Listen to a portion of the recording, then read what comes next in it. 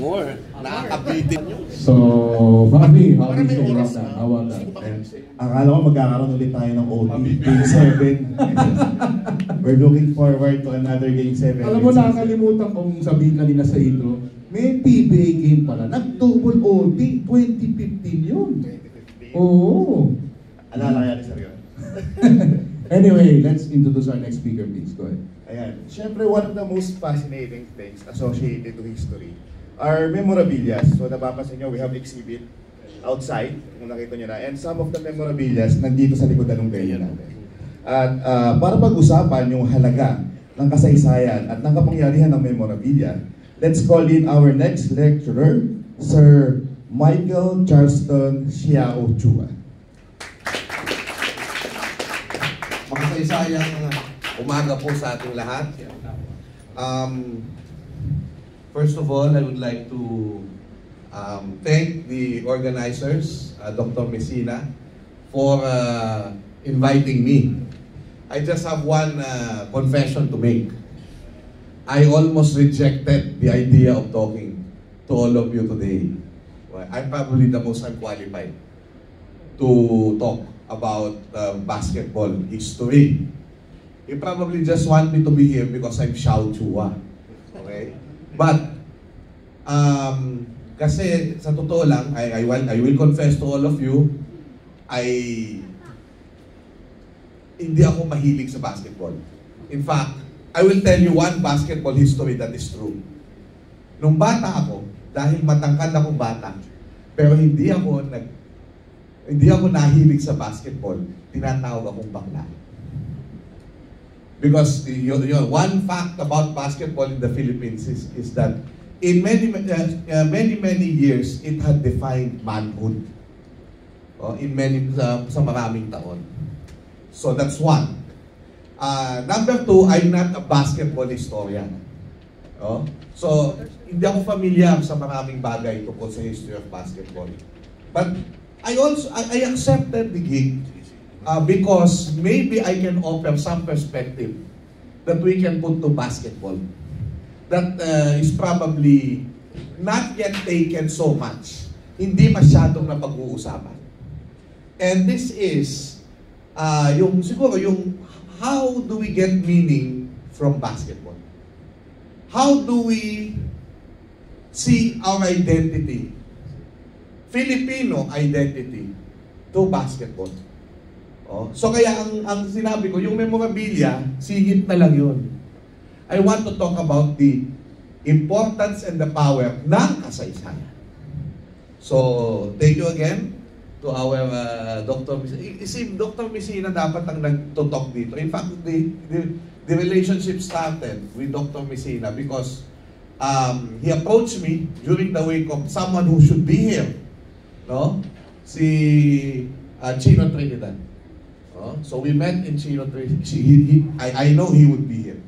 I know he is here with us. So nag-meet kami, and then I invited him because sabi niya may mga memorabilia siya. I invited him to talk about it in my show called Kasaysayan Kaysaya. So he featured some of the memorabilia. It's in YouTube, Kasaysayan Kaysaya, kasaysayan ng basketball sa pamamagitan ng memorabilia. So thank you very much. Yun ang naging start, no? And then he was so passionate about this project. And that's why I wanted to support him. And that's why I agree. Please follow me on my social media accounts. And then, I have a book called Bonifacio for Bayani Biographies.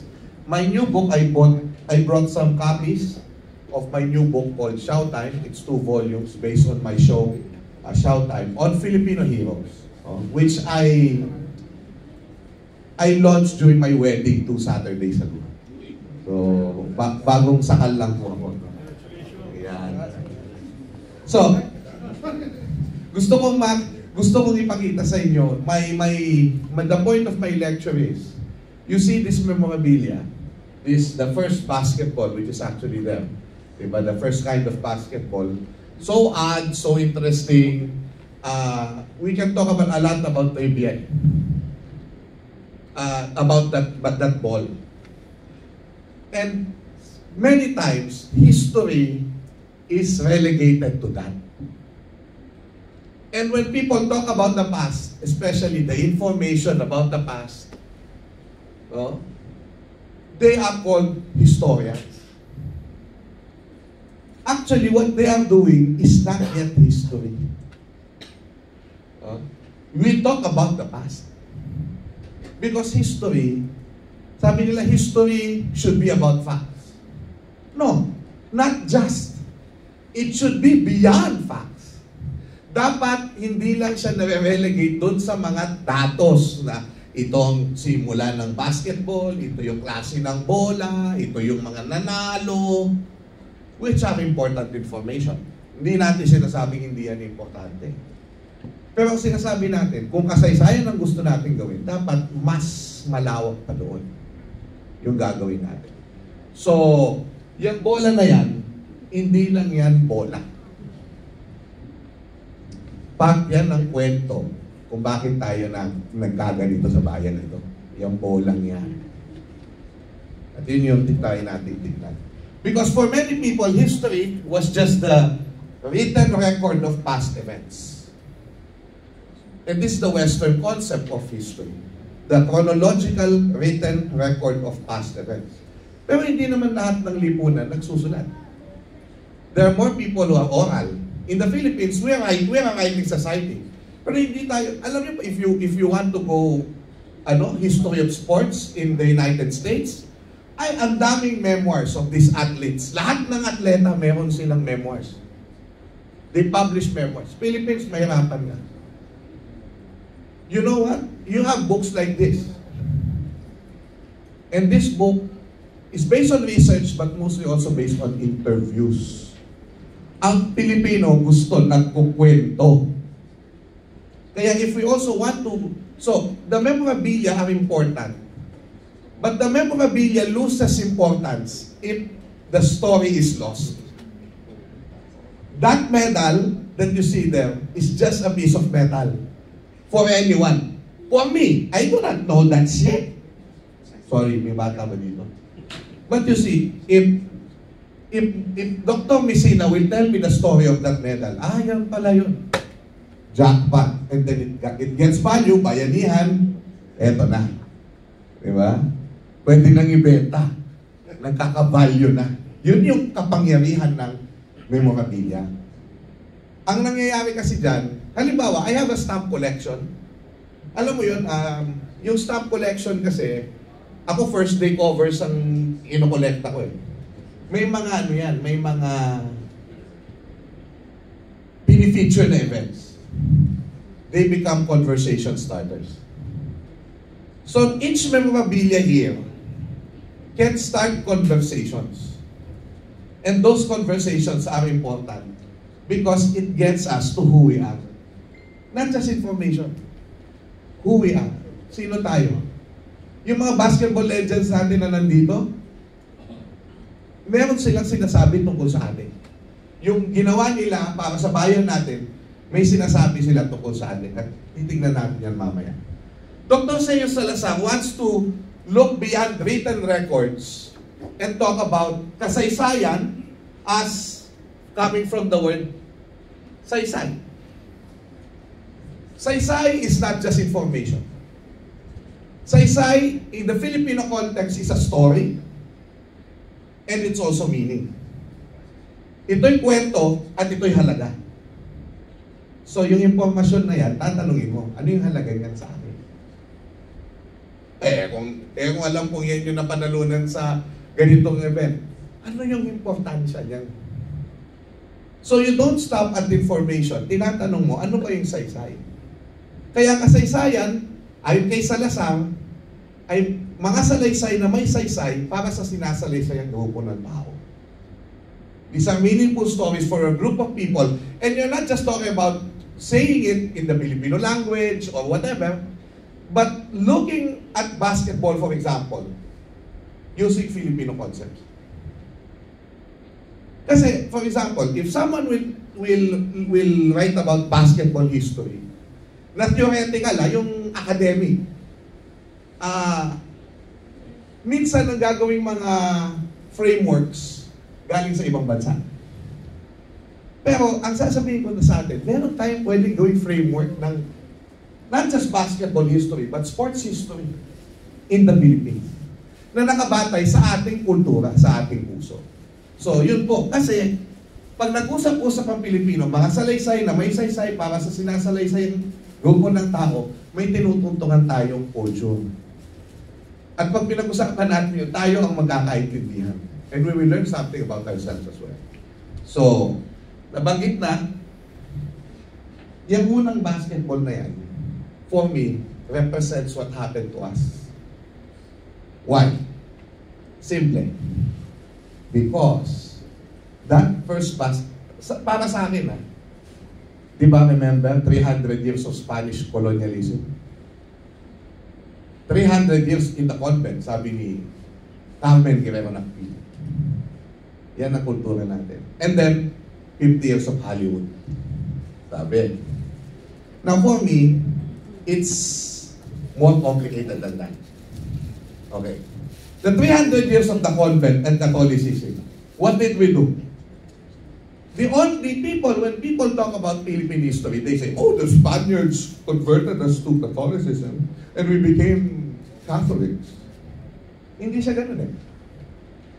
Ang ginawa natin, nung ginawa tayong Katoliko ng mga Kastila, yung Katolisismo nila, ginawa nating Pilipino. So pag nakita mo yung Catholicism in Europe and Catholicism in the Philippines, is very different. Yung mga practices, it's very different. Now, this ball is an attempt to also do that to us when the Americans came. They want to transform us and they want to what? Ang tawag doon yung social engineering. Sabi nila, the Spaniards did not give us modernity. Ginawa tayong mangmang. And so they wanted us to be modern people. And so they wanted us to Americanize us and make us brown Americans of Asia. For me, the three major ways they did it. In the school, we only talk about education. Public school system. They taught us English, A is for apple. Di ba? That's when colonialism comes in. Kasi wala naman apple na tinatanim sa Pilipinas. May apple ba na tinatanim sa Pilipinas? Wala. So papasok na ngayon na, apple sa isip ng tao. Apple. Naghanap tayo ng apple. Markets open. The other thing was radio. Radio became the entry point because not everyone goes to school. It's just the children who goes to school. But the old people, how do American culture come in? Music, commentary, English language. Sa radio yan. And then the third one is basketball. For me, tatlong major yan. Talagang kuha nila tayo dyan sa basketball. But like all things that the colonizers give us, and they think they can transform it, ano rin tayo? Our culture is also resilient. What did we do with radio? According to Betsy Enriquez, we subverted radio. And we started playing kundiman and singing songs and had balagtasan in the radio. I think for me, what we did with basketball is, even if in form, it's still American. Our passion for it is really ours. Talaga tayo na yun. Naging Pilipino siya. And for me, hindi lang siya masyadong litaw. Parang, how did we Philippinize basketball? Hindi litaw yan. Pero feeling ko, meron akong konting suggestion how do we flesh it out. So, si Dr. Messina, nahanap ko na ba ito? O, hindi ko alam kung nahanap na ito. Kasi ito yung hinahanap ni Dr. Messina na original Athletic Handbook for Philippine Public Schools, 1911. Why? Because this is where in-instruct ang mga eskwelahan kung ano yung mga sports. And one of them is basketball. Oh. So, nabanggit si Rafe Bartholomew. Ayan po siya. Meron siyang librong Pacific Rims. At nag-aral siya ng basketball sa history of basketball sa Pilipinas. No? Mamaya balikan natin yung academic. Pero may sinabi siyang nakakatuwa eh. Sabi niya, sa mga Asyano daw, ang China lang ang nakatapat sa atin sa love for basketball. Bakit? Aside from the sinabi ni Sir Sir, yung kasing ibang Asian countries, sinakop ng British, ng mga Dutch, Indonesia Dutch, Malaysia, mga British, French, Indochina. So, ang nangyari dyan, mas ano sila, football. Soccer football. In fact, the Americans also included soccer football because LaSalle, my university now, created at that time the largest soccer football field in the world. In the Philippines, I mean. At the LaSalle campus. So, yun yung makikita natin dyan. Now, pero tayo lang yung basketball. At sa Asia, China ang nakatapat dyan. And most of the notoriety is because of Yao Ming. Yao Ming lang. Pero tayo, buong kultura natin halos nasa basketball. Di ba? So, alam na natin yan, si James Naismith ang gumawa ng nag-invento niyang basketball na yan sa YMCA, di ba? Tapos, dinala niya yan sa, ayan pa yung basketball nun, ganun. Parang basket. Oh, nakalupa, ano? Ayan yung unang basketball court. Oh. Tapos, dumating yung Amerika, nabanggit na kanina yung education, mga school teachers, tinuruan tayo ng sports. Ano ba ito? Oh, ito, baseball ito eh. Baseball, football, ganyan. Pero, kahit nakita niyo yung academic handbook kanina, nasa na si Doktor, nahanap ko na yung academic handbook. Wala ka pang nakikita kopya? Ay, wala pa. Wala pa din. Mahirap hanapin. Oh. Alam niyo kung ano yung title ng basketball? Basketball for Girls. So, nabanggit na kanina ni Sir Seb na ang unang-unang basketball player sa Pilipinas ay babae. Oh? So, ay ito, sa Iloilo, Capiz versus Iloilo, 1913. Imagine niyo yan. Tapos ito naman, yung mga unang basketball player, Philippine Normal School Basketball Team 1911. So, ganun kaaga. Babae. So, imagine mo, yun ang pagtataka, magandang tanong, bakit nga hindi na babae ngayon? Although may women's basketball na rin naman. No? Ay, basketball game, babae. No? Carnival, Manila Carnival yan. Tapos ito, nakuha ko to sa isang alumni ng LaSalle. This is the basketball court of LaSalle, which is now in the Velasco building.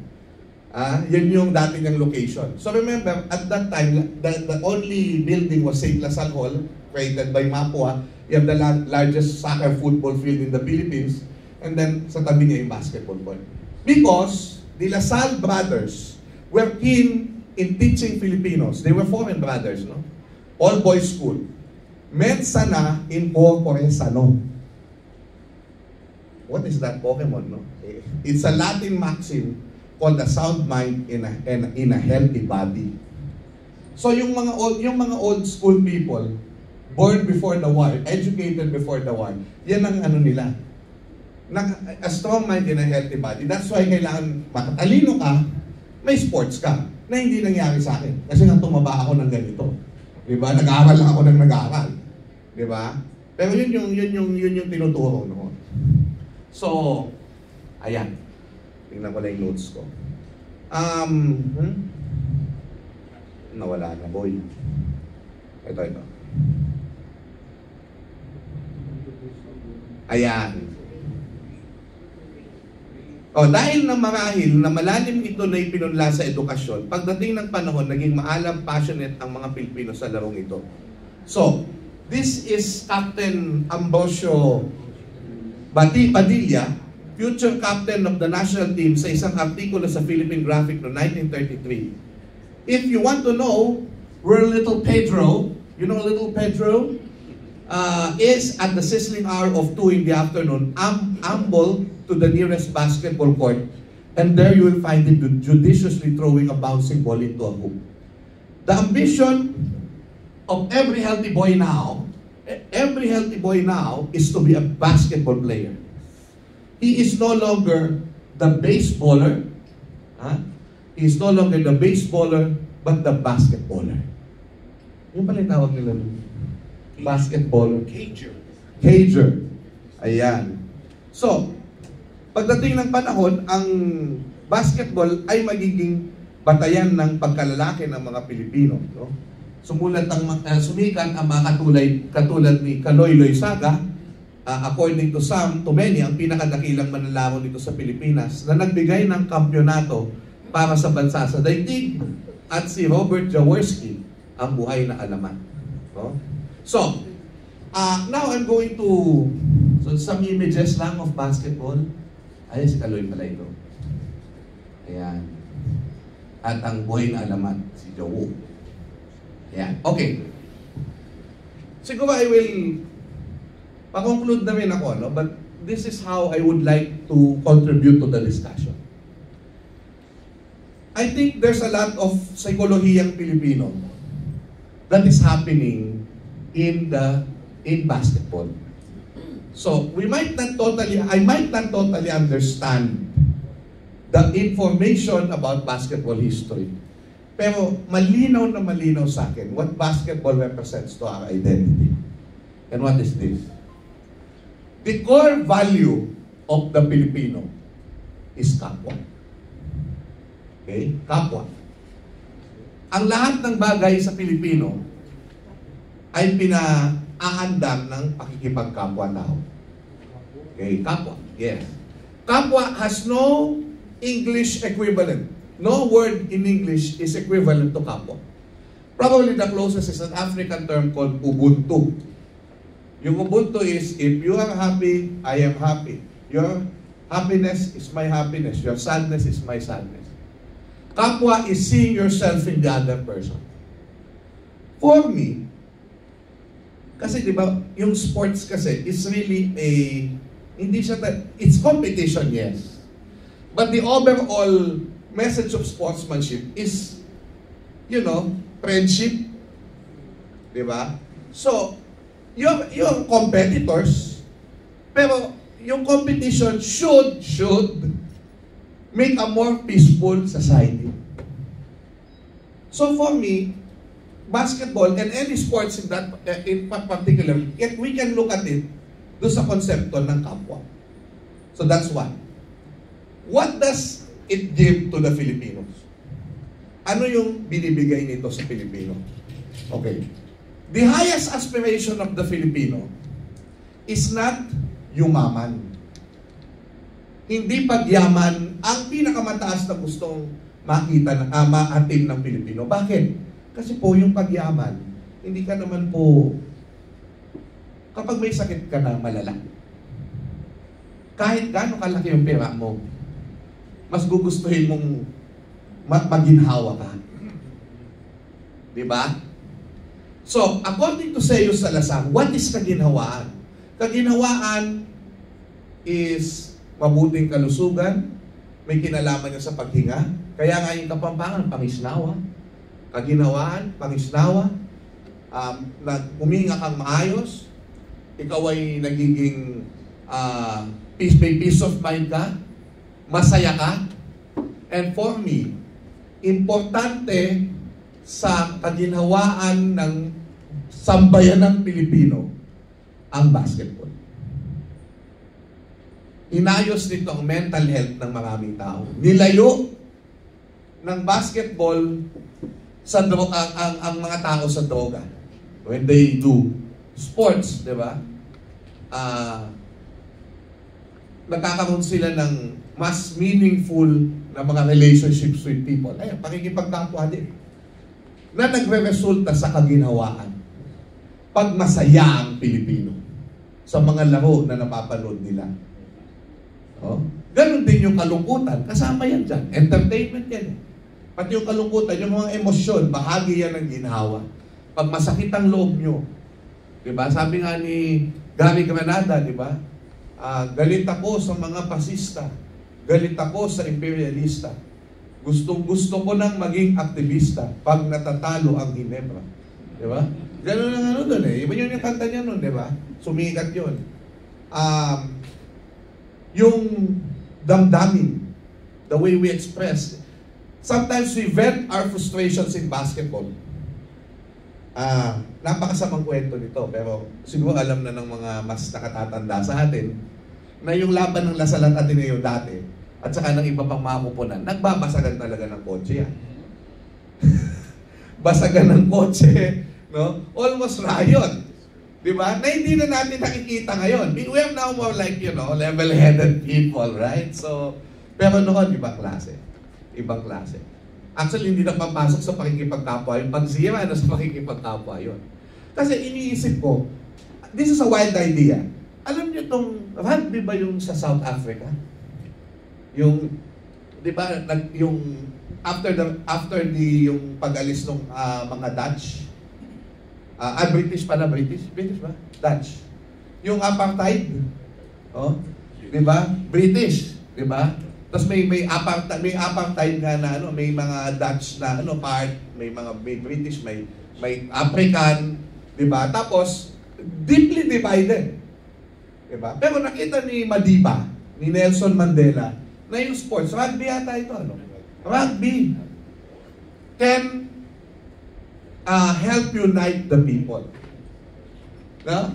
So, nagawa nila yun sa Africa. Of course, ngayon, there's a lot of, many sorts of problems in South Africa now based on sa unity kasi bumabalik nga yung African nationalism, etc.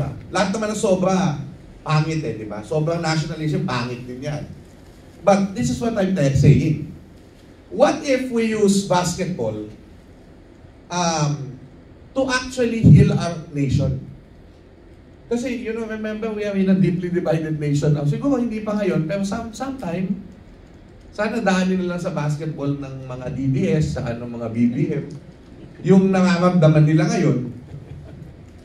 Diba? That maybe, kasi, yes, we have different opinions about politics and all, but we are all Filipinos Maybe, magkaroon ng gano'n na, daanin na lang natin sa basketball, magkaroon ng hamunan na gano'n, di ba? Tapos gagawa ng kupunan yung mga DDS, gagawa ng kupunan yung BBM, di ba? And then magkaroon ng sport. I don't know kung pwedeng gawin yun. But this is what sports can do. They did it in South Africa. A deeply divided nation. Suddenly, parang nagkaroon ng coalesce because of a national sport. And this is what's happening when we have winners in sports. Why? Because I go to another concept that we can place in sports, and that is the concept of dangal.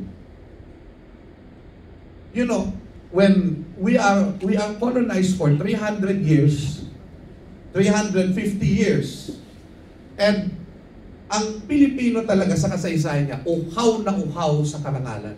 Why?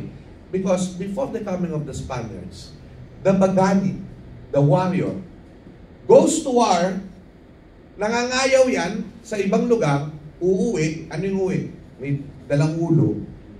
Dalang yung ulo ng mga pinatay niya Karangalan yun, yung medalya nila yun.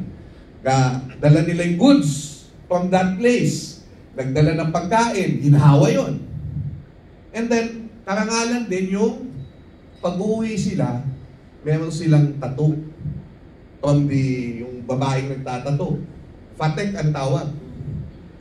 That's why, pag marami kang fatek, tattoo sa katawan mo, you're a skilled warrior. Marami kang naipanalo. That's why we have the term batikan. Kasi maraming batik, batikan. So, what am I saying here? If you're going to look at the basketball player, yung mga basketballista natin, bawat isa ay bagani. Bagani sila ng kanilang bayan. Ano yung bayan nila? Yung koponan. Kaya di ba, Barangay Ginebra. Diba? Tawag nila. So, mga ganun. So, yung mga bayani, so they compete. Parang nung unang panahon, nagko-compete din yung mga bayan noon. No? And then, nag-uwi ng dangal, nag-uwi ng ginhawa, cash prize, nag-uwi ng kasiyahan sa kanilang mga fans. So, nagka-come to play yan. Yung mga atleta natin ay bayani. At litaw na litaw ito, lalo na pag nananalo sila sa labas. Kasi ngayong nanalo si Alex Ayala, kahit actually natalo siya, pero that's the highest na naabot natin sa tennis sa buong mundo. Walang DDS, walang BBM, walang dilaw. Iisang bansa tayo na nagkakaisa. Yun ang magic po ninyo. No? At yun din yung nakikita ko ngayon. So, concept of ginhawa, kapwa, karangalan, and the concept of kabayanihan. Kasi when you do your best, you become batikan. Kayo po, may mga record na kayo sa basketball, may mga MVP kayo, may mga kung ano-anong mga awards. All of this are part of the karangalan. At yan ay karangalan ng mga, kunwari kung may mga locality kayo, karangalan ng locality niyan, karangalan din ng bayan, karangalan ng bansa. Yun nga, nakaka-frustrate kasi sabi ni Sir Sep, bakit noon meron tayong mga international players na nagsashine? Nabasa ko dito sa librong Legends and Heroes of Philippine Basketball, nagkaroon yata pala ng ruling na hindi na pwede ang mga professional players. There was a time na binawal yung professional players. No? So, anong nangyari? Pag natayo yung PBA, so lahat gusto mag-PBA, walang gustong mag-professional, mag-amateur. So, yun na nga pwede. Na pumunta sa Olympics, sa iba pang lugar. Now, eventually, naglagay din tayo dyan. Kaya nagkaroon tayo ng mga kupunan. Yung ano ba to? Meron ako dito eh. Ito. Ayan, yung may mga kupunan tayo. Yung Centennial Team. Diba? Naalala ninyo? Oo. Tsaka yung Gilas. Diba? Now, so yun po, no? I think I can end with there. Pero I can end there, but I will add another thing. So, again, pwede natin tingnan ang basketball and any sports of that matter using our own concepts. At mas maintindihan natin kung bakit gets natin ang basketball at bakit swak na swak siya sa atin. Dahil nandyan ang konsepto ng kapwa, dangal, nandyan ang konsepto ng kabayanihan, at nandyan ang konsepto ng kaginhawaan. Pero may hindi pa ako nababanggit na napakahalaga. At ito yung konsepto ng bayanihan. Bayanihan. Bayanihan did not come from the word bayan. It came from the word bayani. Kasi bayan and bayani are not related words. Bayan came from the word bahayan. Bayani came from the word wani.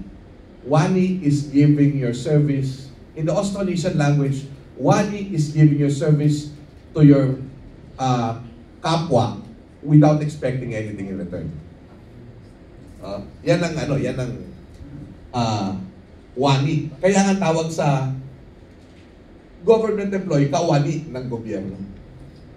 And that's why kawani, bayani, these are related concepts.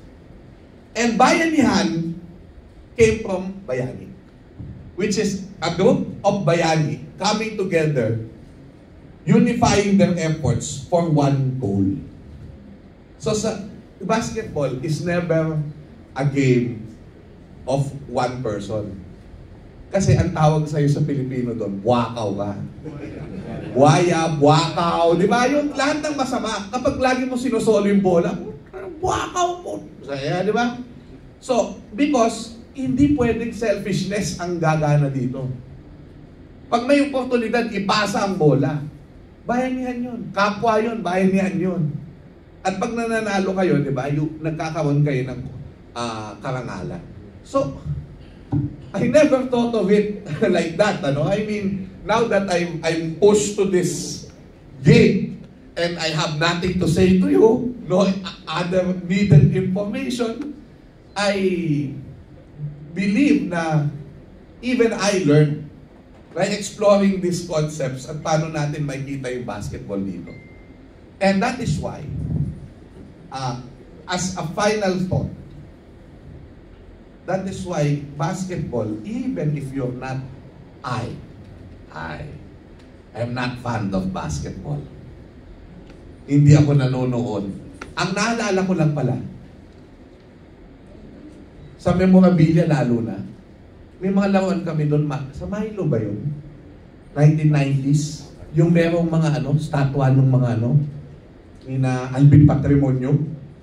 Oo, ang ganda nun. Sobrang ganda nun. May nabibili pa ba nun? Meron dyan, ano? Sobrang ganda nun. Parang totoo sila, tsaka si Chito Loy Saga yung isa, di ba? Paano ni Kaloy yun? Anak niya yun. Yun yung may Chito Loy Saga ako, kaya kilala ko yung Chito Loy Saga eh. Tapos yun. And then, yung isa pang memorabilia na sayang nasunog kasi yung bahay namin, so hindi ko na ma-recover. Meron akong ending. Hindi ko alam kung may nagpapa-ending pa. May nagpapa-ending pa kaya? This is a piece of paper na binibili mo sa tindahan. Tapos kung gusto mo, ikaw yung kumubra, di ba? Maniningil ka, mag-ano ka, ano ka yung pupunta, maglilibot ka sa baryo, tapos papatayin mo yung mga tao, ano yung ending score, di ba? Yun ang mananalo. Lahat yung mga kita doon, mapupunta sa kanya. Akala ko, dapat pala kukubra ako ng konti doon. Kasi bata pa ako noon, mga grade 5 yata ako noon eh. Binibigay ko lahat, so pag nanalo, binibigay ko lahat yung panalo, kasi magkano lang, ay 150 lang yun. Pero, di ba, parang, I just want to emphasize here, that even if you're just a casual watcher, kasi there was also a time, dahil nga sa ending, nanonood ako ng basketball, inaabangan ko yung panalo. Basketball is part of every Filipino's life. You might not feel that you are not affected, but you are. Diba? Why? Kasi salamin siya ng pagkatao natin. Oh? Yung basketball, it's an American thing, but we made it our own. And just like the Santo Niño, this explains now two concepts that I discussed today. Catholicism was claimed by the Filipinos that we see Jesus, who is an Israeli, as someone who is like us. And same as, because we see Jesus as the same as us, we can see Jesus playing basketball with us. And that's why we have the Santo Niño, the basketball. Diba? Yan po ang makikita natin dyan. So, with that, again, I don't know if I can answer any questions relating to basketball history, but I hope that I am able to tickle your minds and probably serious basketball scholars. And Mr. Messina, I'm actually encouraging Mr. Messina, Dr. Messina, to actually embark in this study, and maybe we can collaborate, and we're using these concepts. I'm now copywriting the kapwa. Nagbibiro lang ako. Pero yun, again, hindi ko yan kinaka-copyright kasi it's a Filipino thing. It's for everyone. Sana nga makita nila na ganun yung basketball. Sana kumalat yung idea na basketball is actually kapwa culture and all the accoutrements. And pag kumalat yan, baka madagdagan yung mindset ng Pilipino na we use basketball not para magyabang lang, although part na yan, but for peace, but for understanding, for bridge making and friendship. Maraming po salamat at mabuhay tayo. Thank you so much, Sir Xiao Chua. So, everyone, we're opening 3 more questions to our lecturer. So, sino may gustong magtanong kay Sir Xiao? We have 3 questions allotted for you guys. Going once? Okay na yan. Prof. Xiao, sino po yung inyong pinaka-favorite na basketball figure? Sino yung paborito mong Filipino basketball figure? Kaya bigyan ka ng isang araw na, Prof. Xiao, pwede mong makalunch tong isang Filipino basketball figure. Meron talaga. 2 tao. Si Robert Jaworski, na feeling ko hindi ko na makakausap. No? At si Tim Cone. Si Tim Cone. As a coach. Kasi parang parang si Tim Cone, parang kahit hindi ako nanonood ng basketball, parang bahagi siya ng buhay ko eh. Lagi siya sa balita. So, ang galing-galing ni Tim Cone. So, yun ang Si Bill Velasco siguro as a sportscaster, gusto kong makausap, no? Tama yan. Si Sir Beta kaso malis na eh. Salamat po. May UNTV Volleyball League kasi. Oo. Grabe. Grabe, pinaunlakan ka ng mga tao, ha? Salamat po. Oh, salamat. Ay, sandali, sorry, ha? Gusto kong ipakita sa inyo na yung boxing, may sinisimulan sila eh. At ito, buti ka swerte kami nandito ka sa Pilipinas eh. Yung collection mo pwede namin makita dito. Kasi ito yung problem, wala tayong institutional collection. So halimbawa, may museum yung Philippine Sports Commission, di ba? Pero hindi masyadong yung original memorabilia, walang nagtago. At dito natin makikita na, actually the war destroyed a lot of our, not just memorabilia, but our thinking about history. Kasi nung nawasak yung digmaan, build na lang tayo eh. Wala na, we do not want to, go back to yung mga architecture and all of that. No? So, the war destroyed everything and it also destroyed our right thinking now. It's important to archive. Kasi kung masisira lang ang lahat, hayaan mo na, di ba? Pero importante yung ginawa mo kasi sa boxing, ang pinaka-extensive na nakita ko memorabilia ay itong Philippine Boxing Historical Society. But they are in the US. In fact, inuwi niya yung buong memorabilia na dito at nagkaroon din siya ng parang ganito, parang basketball, balik tanaw, pero boxing. Tapos in-invite niya si Luisito Espinosa and all of that. What he did was, meron siyang maliit na pamphlet na ganito, na pinakita niya kung sino yung mga sportscaster. Meron siyang award na binibigay na parang Philippine Boxing something, na parang Hall of Fame. So, siguro, I know that may gumagawa nito, pero siguro, yung mga mas matatanda ng mga dapat na ma-recognize at maalaman sila ng bagong generation, I encourage you na sana magkaroon, I know you're just one person, and I mean, may mga kasama ka, pero if a foundation can sponsor this, di ba, magkaroon ng ganong, regularly, magkaroon na ng exhibit place, itong basketball memorabilia. Sayang kasi actually, may isang NHCP chair akong kinakausap dati, na willing sana siya na i-highlight ang sports history ng tenyo niya. Kaso napalitan siya agad eh. So, sayang. Pero yun sana yung simula na, yun na nagiging interesado na siya na, yung heroes, bakit yung heroes lang ng nationalism ang ating hina-highlight? Meron tayong mga sports heroes, bakit hindi natin sila parangalan? Bakit hindi natin sila kilalanin? So I think, with your help, there is an opening that history, hindi lang dapat yung pinag-aaralan natin, yung mga bayani. Di ba? Kundi yung mga tao talaga na nag-inspire sa isang bansa, di ba, na magkaisa. Na actually, sports figures kung gumagawa, Manny Pacquiao, di ba? Yung mga si Onyok Velasco nung unang panahon. All of these things. Anyway, I'm sorry. Thank you. Thank you very much. Salamat po. Okay, since wala tayong first, let's present this certificate of recognition by Michael Charson Xiao Chua. The certificate of recognition for sharing your invaluable time and expertise as speaker for the first ever basketball Baliktana, the Philippine Basketball History and Culture Summit, given this 30th day of March in the year 2025 at the Ortigas Foundation Library, San Juan City, Philippines. Signed, Dr. Michael Rico Messina, Chair Organizing Committee, and Mrs. Sheila Lima Messina, Co-Chair Organizing Committee. Palakpakan natin, Xiao Chua!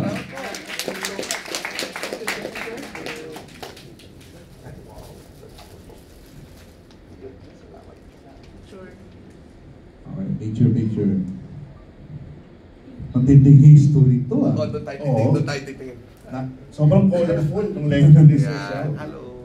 Of course, let's recognize mamaya mag-i-speak si Coach Johnny pa. Coach John, later, he will have a lecture. But first, meron pa muna tayong papanood na video because we have this